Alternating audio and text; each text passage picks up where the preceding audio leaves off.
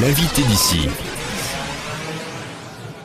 Notre invité, Joël Bonafou, conseiller général du canton de la Bâtie-Neuve, maire de cette même commune de la Bâtie-Neuve. Merci d'être avec nous depuis la foire de la Saint-Martin. On vous remercie d'éprouver, malgré votre costume et la chemise légère, cette foire de la Saint-Martin qui aura été pluvieuse cette année. Merci d'être avec nous en tout cas.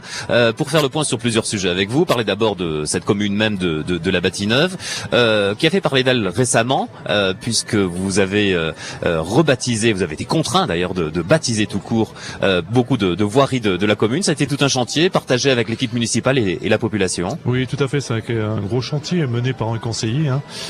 C'est M. Valentin qui a mené ça, donc au niveau du conseil municipal, qui a suivi. C'est vrai que on a une obligation pour nous, puisqu'on dépassait les 2000 habitants, donc à la fois de mettre des numéros pour chaque habitation, mais aussi des noms à chaque rue. Ce qui a été fait sur l'ensemble de la bâtie.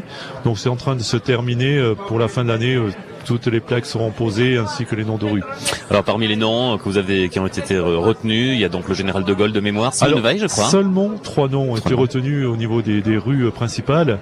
On a la rue François Mitterrand, la rue Charles de Gaulle et la rue Simone Veil. En effet, j'ai demandé l'autorisation à Madame Simone Veil, puisque c'est la seule à l'heure actuelle encore vivante, et c'est avec plaisir qu'elle a accordé qu'on puisse dénommer une rue à son nom. Alors, je me faisais la réflexion, c'est peut-être pas si courant, des rues Simone Veil ou avenue Simone Veil à ce stade. Non, je pense pas. Non, il y en a très peu. Simplement, on a lui rendre hommage à une femme politique, une femme qui a défendu les droits des femmes avec l'IVG, avec différentes lois. Donc, c'est aussi cette reconnaissance. Puis bon, aussi une dame qui a joué un jeu au niveau de la guerre aussi. Quels sont les autres dossiers un peu chauds en ce moment sur cette fin de mandat, comme pour vous, comme pour tous les maires, sur la commune de la Bâtie-Neuve? Dossier chaud à l'heure actuelle, nous, c'est de savoir, pour l'année prochaine, combien on sera au niveau du conseil municipal aussi. Parce que la commune de la Bâtie, à l'heure actuelle, ça se joue à quelques dizaines d'habitants. On aura les statistiques que début décembre. Donc, soit on sera encore 19 conseillers, soit on sera 23. En plus, avec un nouveau mode de scrutin, puisque ce sera des listes bloquées. Donc, chaque liste va comporter 23 noms, ou 19 si on reste moins de 2500 habitants. À l'heure actuelle, officiellement, l'an dernier, on était 2470 à peu près. Donc, je suppose qu'il y aura les 30 de plus début décembre et qu'on sera obligé de passer à 23, je pense, au mois de mars. Alors, ce qu'on vous entend en parler avec autant de précision, on se dit qu'il y a peu de suspense sur la suite des opérations. Vous l'avez déjà confié, je crois. Oui, je l'ai déjà confié. Vous êtes en train de préparer votre équipe, c'est ça? On prépare l'équipe et puis on va préparer le programme aussi pour les 6 années à venir. À la fois, il faut savoir que le programme actuel, on a réalisé plus de 100% de ce qu'on avait promis, donc voilà. Sachant que parmi les sujets compliqués que vous avez à gérer, on l'évoquait tout à l'heure en préparant un petit peu, il y a le sujet relatif à l'urbanisme, la nouvelle organisation de l'urbanisme du secteur qui doit coller au fameux SCOT qui est en gestation ou presque en aboutissement au niveau du Pays Gapençais. Tout à fait, le SCOT, n'est pas approuvé parce que je pense que peut-être le sera d'ici la fin de l'année. Pour l'instant, il ne l'est pas, donc mais on doit s'y conformer. Donc c'est un avis du SCOT qui nous a été donné aussi. Je pense que c'est demain qu'ils doivent donner leur avis et nous on doit délibérer mercredi. Donc le conseil délibérera mercredi puisqu'on ne peut pas tous siéger, puisque j'ai souhaité que tous ceux qui étaient partie prenante au niveau du PLU, qui a un terrain ou que la famille a un terrain, ne participent pas donc à l'élection au niveau du PLU. Ah oui, d'accord. Voilà. Parmi les sujets compliqués du secteur de la Bâtie-Neuve, un peu récurrent, il y a l'intercommunalité. Alors il y a plusieurs niveaux de complications, si je puis dire. Le premier, c'est le fonctionnement même de la communauté de communes de la Vallée de l'Avance. C'est l'une des communautés de communes où il y a des tensions récurrentes, des divergences de méthodes, peut-être plus que de fond. C'est plus de méthodes que de fond, tout à fait. En effet, depuis maintenant 2 ans, on a tiré la sonnette d'alarme, puisque 2 fois on n'a pas voté le budget. Mais je souhaite pas trop revenir sur ce dossier. Qui est un dossier un petit peu polémique, mais on est en fin de mandat aussi, donc on verra avec la nouvelle équipe début 2014. L'autre niveau compliqué d'intercommunalité, c'est celui de l'aire gapençaise, on va l'appeler ainsi, le pays gapençais si l'on veut. Vous avez fait partie des maires qui ont dit non au projet de grande communauté d'agglomération. Voilà, vous l'avez vu naître sous vos yeux pour autant, à minima, avec Pelletier, Lafrésie, Nouzégap. Qu'est-ce que vous vous dites? Écoutez, s'ils peuvent fonctionner comme ça, moi je souhaite que ça reste comme ça. Je pense que la Bâtie, par contre, la communauté de communes de la Vallée de l'Avance devra s'étendre un peu vers la communauté de communes de Serponçon et qu'on ait peut-être une seule intercommunalité autour du Colombis qui correspondront peut-être dans quelques temps au futur canton. Oui, c'est ce que vous présentez, c'est-à-dire qu'il pourrait y avoir dans ce redécoupage des cantons qui va en éliminer la moitié finalement, un canton qui serait la Bâtie-Chorges avec une seule intercommunalité sur l'ensemble du secteur, donc il va bien sûr tout le tour du Colombis.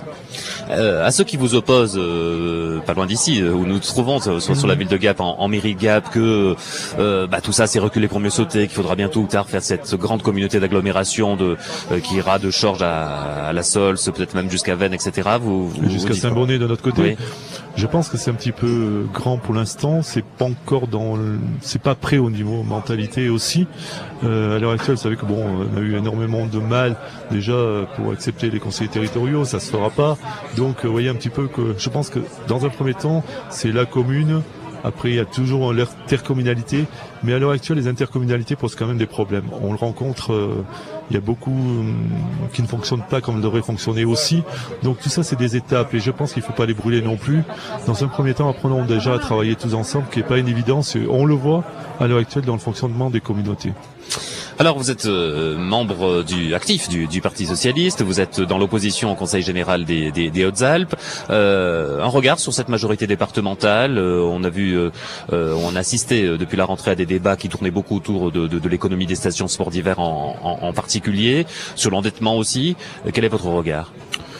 Sur l'endettement des communes stations, c'est vrai que peut-être à certains moments des investissements un petit peu hasardeux ont été faits aussi, mais c'est pas à la collectivité aussi de toujours venir financer à ce niveau-là. Bon, malgré tout, il y a des emplois à sauver aussi, et je comprends que le président du Conseil général aussi puisse à un moment dire oui, il faut qu'on aide dans ce sens-là. Alors, ultime question, je vous la pose chaque fois, c'est celle de relative. Je prends des nouvelles de savoir des avancées éventuelles avec Ansel sur la liaison qu'on avait évoquée un jour un peu en plaisantant à moitié. Je le souhaite, ouais. Qui pourrait faire de la Bâtie-Neuve une porte d'entrée d'Ansel, d'une station. Bon, est-ce que c'est un sujet qui peut tôt ou tard revenir ? Oui, je pense que c'est un sujet qui peut revenir. En plus, ce serait un atout pour Ansel de l'autre côté, puisque en sachant que le bassin, à la fois Bastidon, Caturige, souvent ce qu'il y a Ansel, sont obligés de passer par le col de Mans, faire le tour Chapeau Napoléon et tout, donc pourquoi pas une liaison directe. En plus, peut-être que certains Marseillais éviteraient Gap aussi. Allez, demain nous recevrons les responsables du monde occitan de la région, André Faure, Jean-Pierre Motte, etc. à quelques jours d'un événement qu'ils organisent au CMCL dimanche prochain. Ce sont les patoisans, comme on les appelle avec beaucoup d'affection. Quelle question peut vous venir à l'esprit ? Une question simplement, est-ce qu'ils seraient prêts à intervenir dans le cadre des rythmes scolaires ? Ouais, voilà. Sachant que c'est un sujet des plus intéressants qui vous anime à la Bâtie-Neuve. Tout à fait, oui, on a mis en place donc les rythmes scolaires, nous, depuis la rentrée. J'ai un groupe de travail qui a travaillé énormément. Alors quand la loi est sortie, ensuite les décrets, j'ai souhaité qu'un groupe de travail se mette en place. Comment on a procédé ? Simplement, j'ai réuni, d'abord j'ai vu le directeur des écoles, parce qu'avant tout ce sont les enseignants. C'est eux qui doivent dire s'ils sont d'accord ou pas.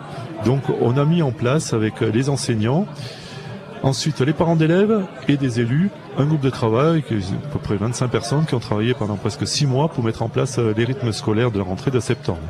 Maintenant c'est sur le 7, ça fonctionne depuis le mois de septembre. Je dirais que ça se passe très très bien, puisqu'au départ on était un peu sceptique, on a dit peut-être que pas tous les enfants ont fréquenté les nouveaux rythmes et ensuite les activités. Concernant ces activités, on a 310 élèves à la Bâtie, il y en a 309 qui participent. Donc c'est un succès dans ce domaine-là.